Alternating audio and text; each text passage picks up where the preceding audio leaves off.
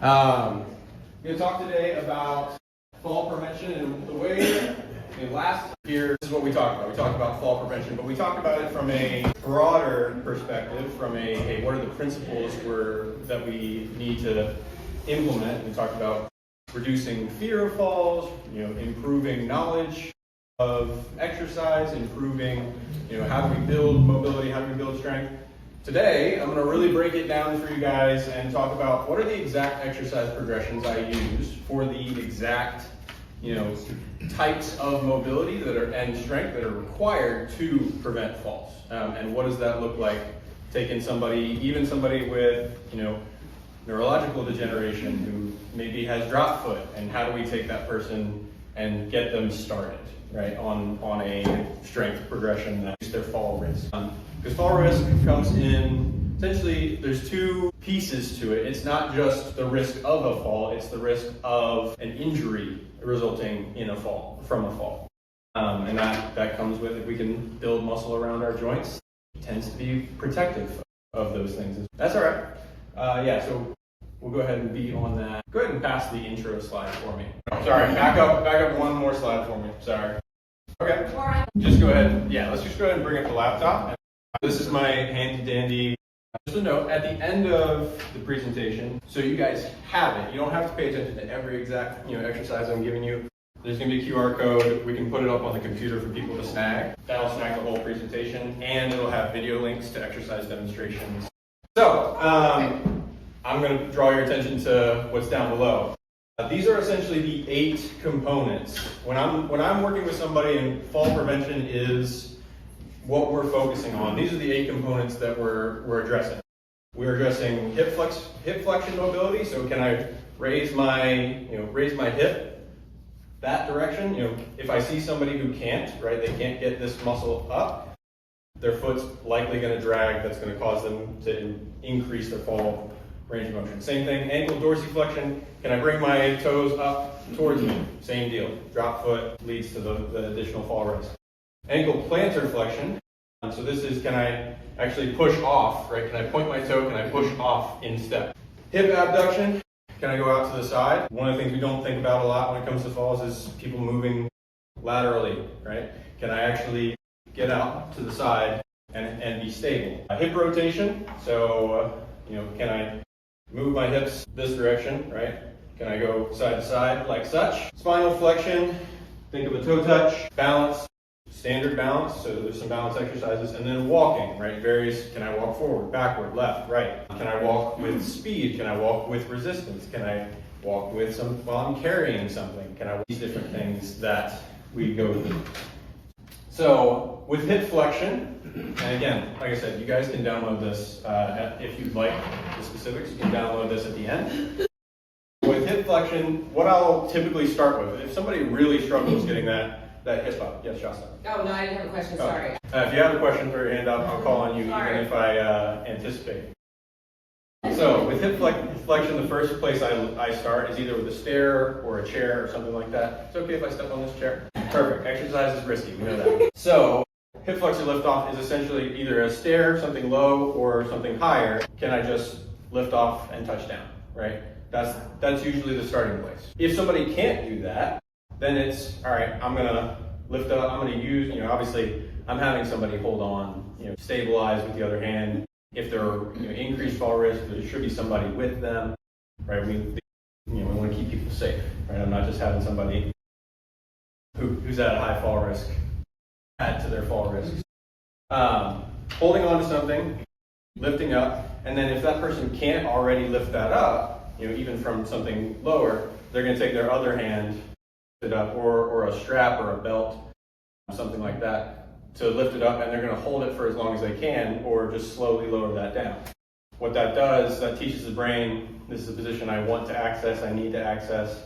If the brain and the muscles are not coordinating properly, and haven't been, if you've worked in physical therapy, you notice if they aren't coordinating properly, if they haven't been, if there's been a nerve disconnection, we have to remind the brain that this is actually a place I can get into.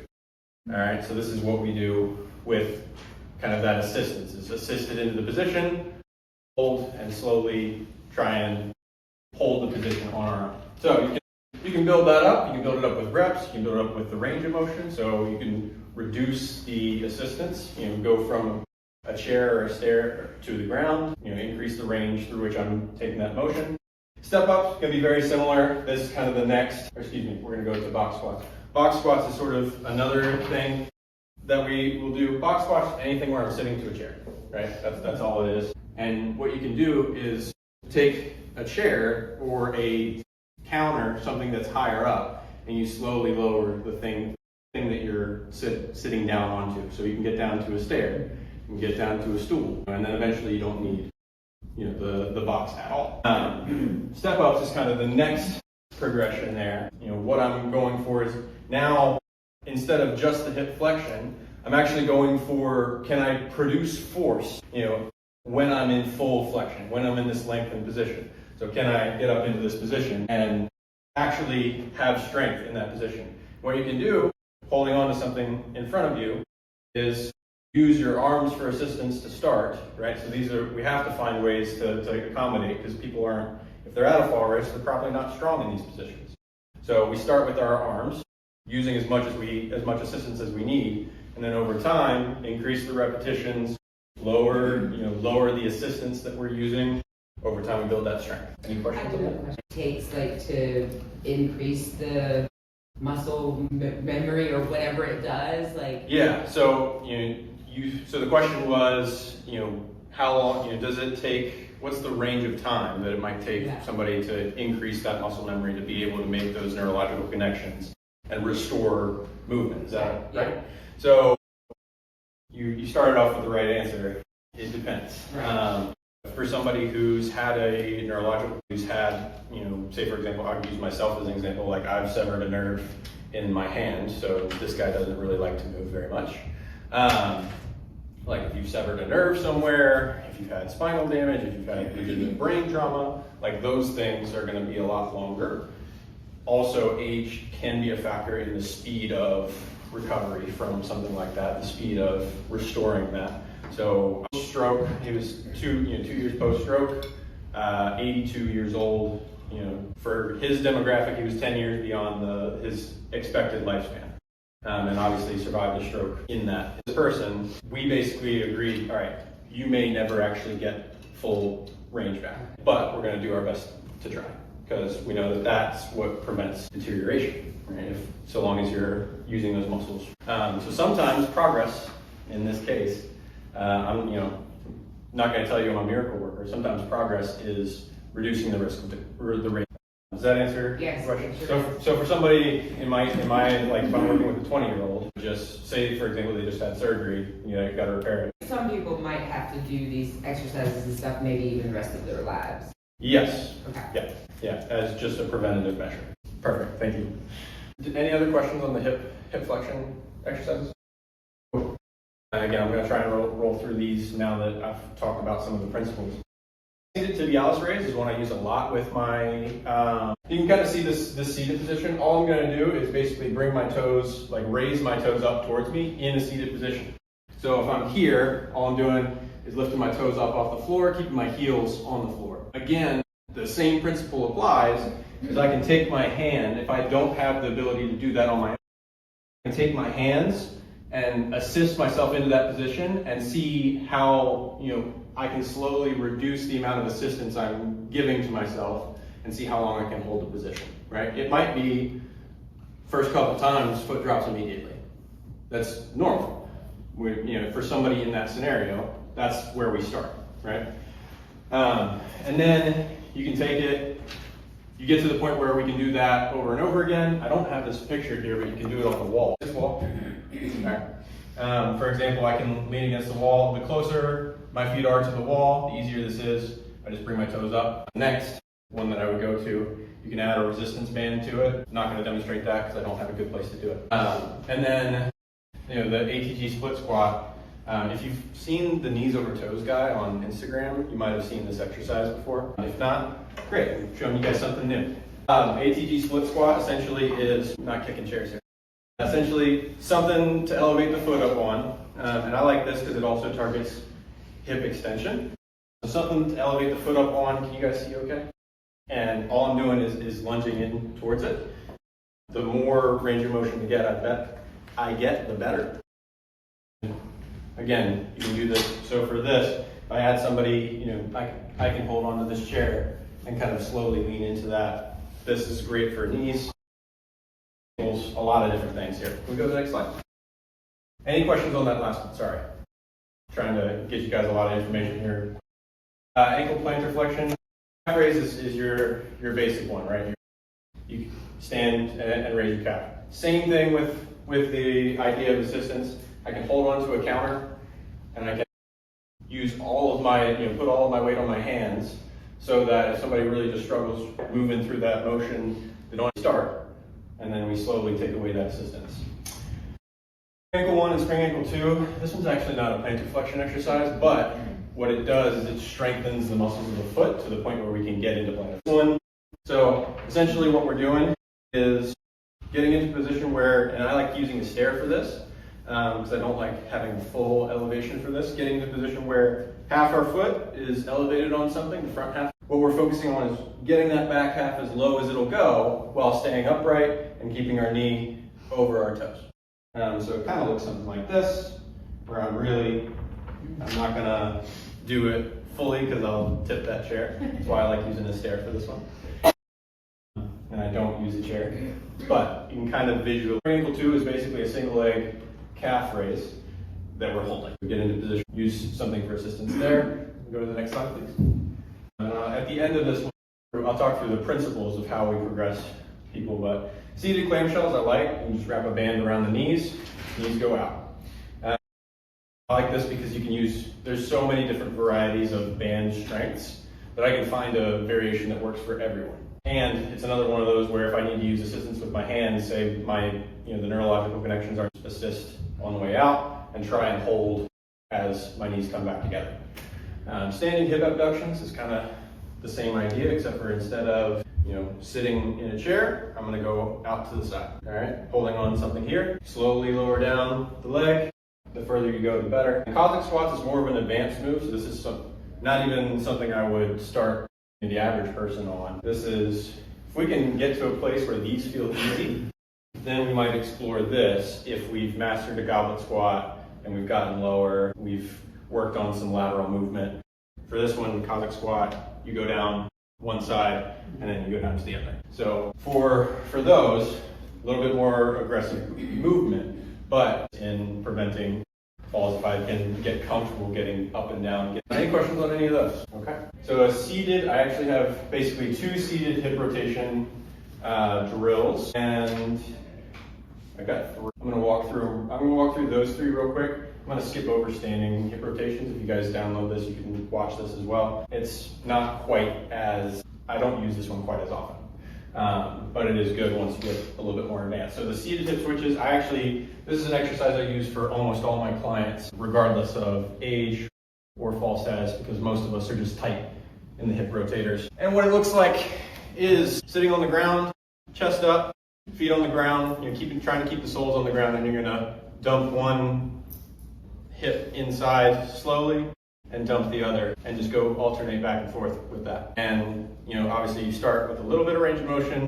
That is one. And then you're seated. I'll do the 90-90 hip switch. This is another more advanced move. So what you're gonna do, the progression goes the seated hip switches up here, the seated hip rotations, 90-90 hip switches, and then standing hip rotations. I'll just go ahead and do that order here so you guys see it. All right, so everybody can see me.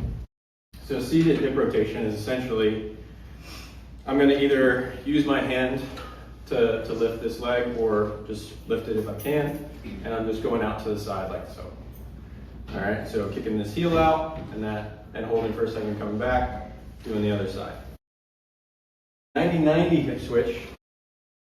Again, I'm going to try and walk you guys through this as quickly as possible. 90 degrees at the knee and the hip. Both sides, and these are kind of tight pants to do this in, so I apologize. But essentially, you're going to stay up tall and rotate from one side to the other. All right, and you should be in roughly a 90-degree range when you switch.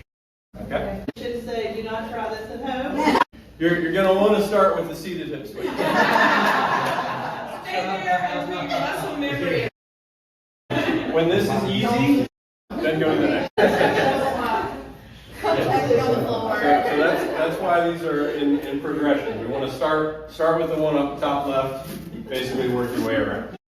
Go to the next slide. Perfect. Spinal flexion. This one, I kind of push back against some advice at times where people are saying, don't bend your back, don't deadlift, whatever. I've seen time and time again where if we safely load spinal flexion, it creates resilient spines. It creates resilient backs. This is the progression that I use. Cat-cows is in every warm-up I do. Floor version. Essentially, I'm going to do the floor version. So essentially, you're getting down on hands and knees, and as you inhale, you want to go to cat, where basically you're rotating everything up, so you press your back up to the ceiling. So I'm going to inhale to cat. It looks like an angry cat, and then exhale.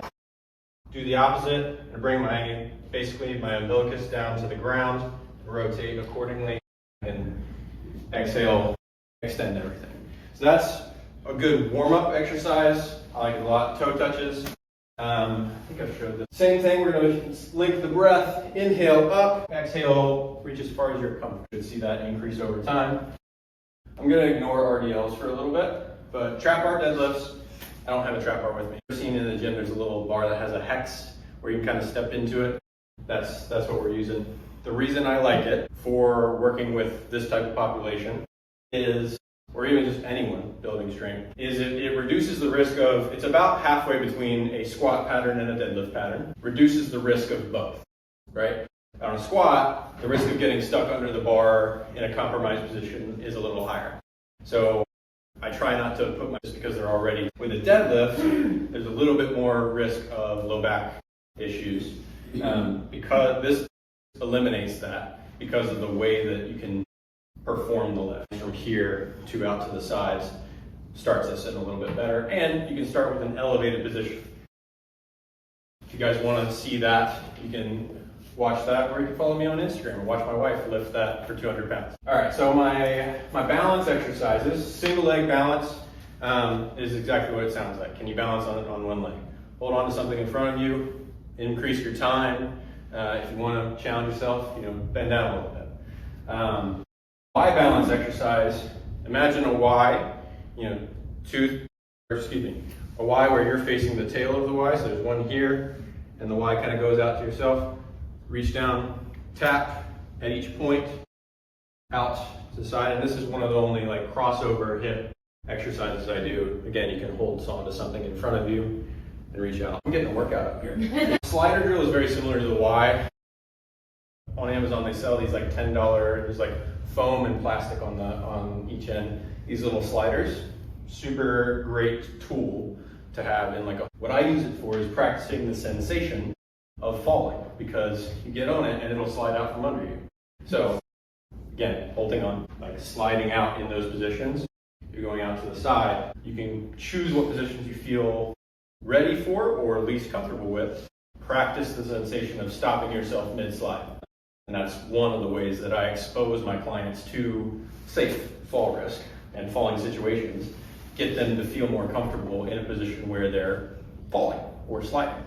Cable walks, again, another exercise where we're in a position where we're creating false fall scenario. All I do, you've seen the cable machines where you hook a cable up and you pull it out, stuff with it. What I'll do is put it right and back up as far as they're comfortable. Weight on it so that it does pull them forward in their normal gait, and just have them walk forward and practice stopping themselves from being pulled forward. Okay.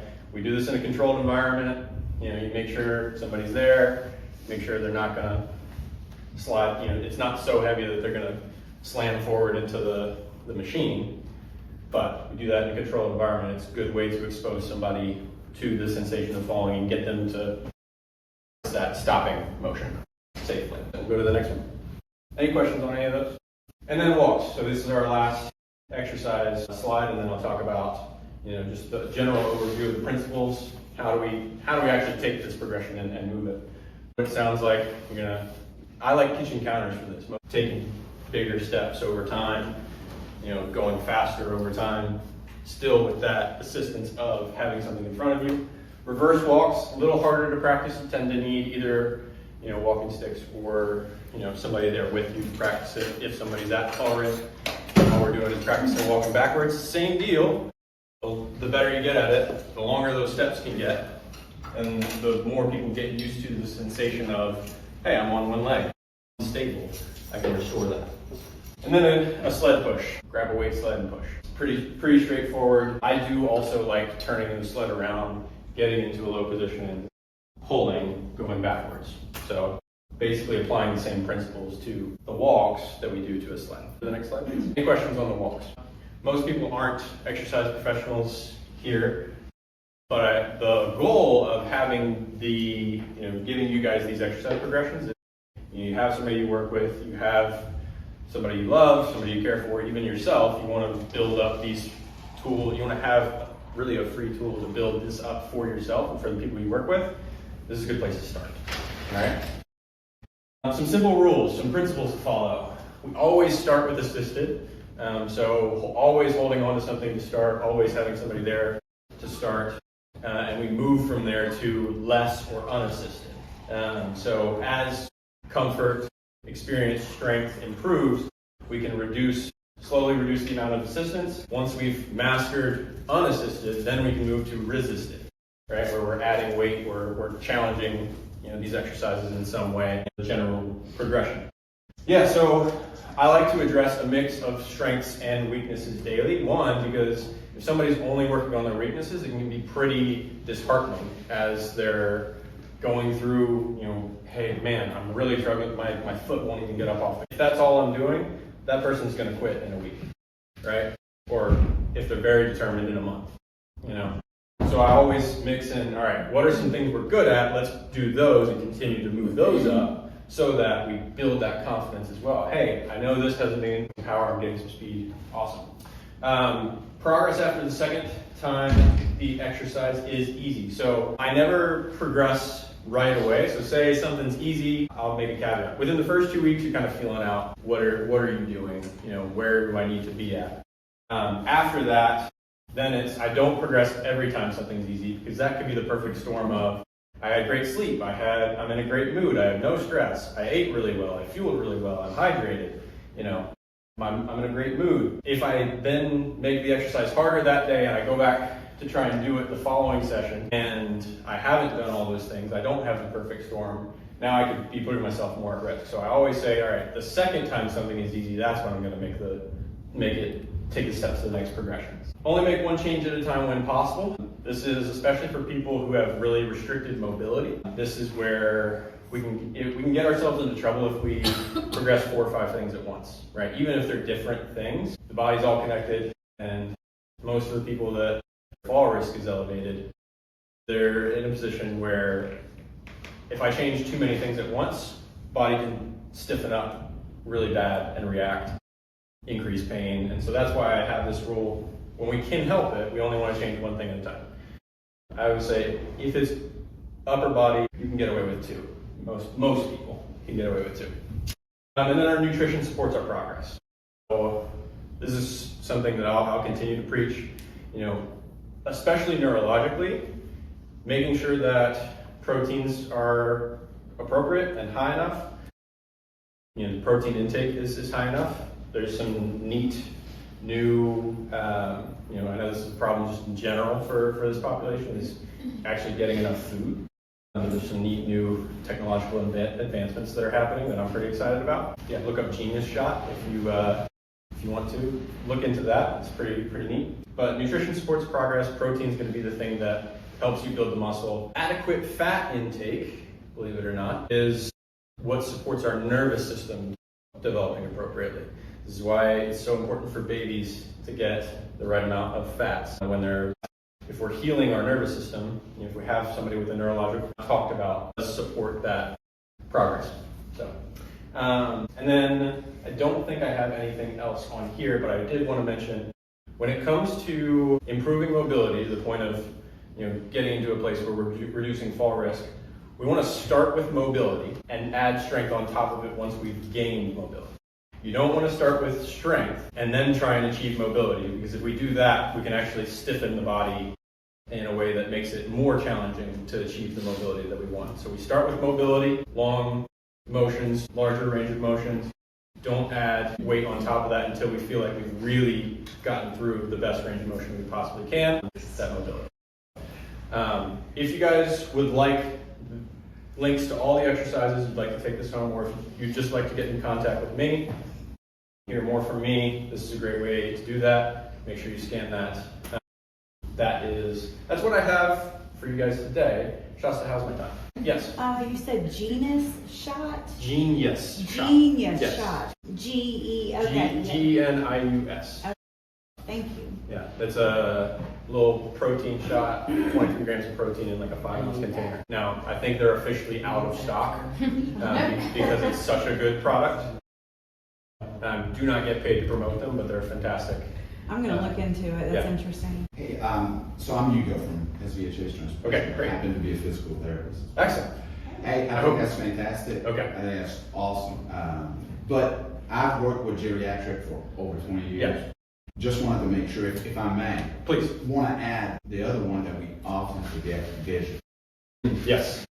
You would be amazed how many people come, especially older people, right? And they just can't see very well, or blurry, and then we, point them in the right direction, and then it fixes a lot of it. Yes. Totally. I appreciate that. That's And then, huge. And then inner ear used to be, it's always been there, but now it's been studied and, so you hear quite a bit more about it. So I always kind of touch those 3 components. Yeah. But I think that was fantastic. Awesome. Yeah. I appreciate that. Yeah. Yes. Remind me. Sebastian from American Fest. So do you incorporate these things into your workout? Like you do them at the end? Depends on the situation. Yes, there are exercises in this that I do incorporate. The cat-cows, the 90-90 hip switches, those are all the basic warm-ups I give to every client. The trap bar deadlift is my staple lower body lift, and that's what I use to build strength. Yeah, so there are other exercises I'll use as needed if I feel stiffness developing, in certain places. But yes, I do include several of these. When I have a little 5-year-old, and recently, I would say within the last year, every time he just even pushes me or pulls me, I feel like my body doesn't know what to do. I have to do this for physical therapy type of stuff. Is it a better time of the day to do it for them, or is there a more efficient? I'd say if there's a concern of higher fall risk, I would say whatever part of the day they feel most awake and alert. Anybody else have anything for Jackson? Yes. Are services under Medicare? They are not. No. So I fall essentially under independent. I try to work outside of the medical field, and really I refer heavily so that I make sure people are seeking the help they need in the medical field prior to seeing me or after seeing me. With that being said, though, do you have the option of taking HSA cards and stuff like that? Working on it. Okay. Well, thank you so much.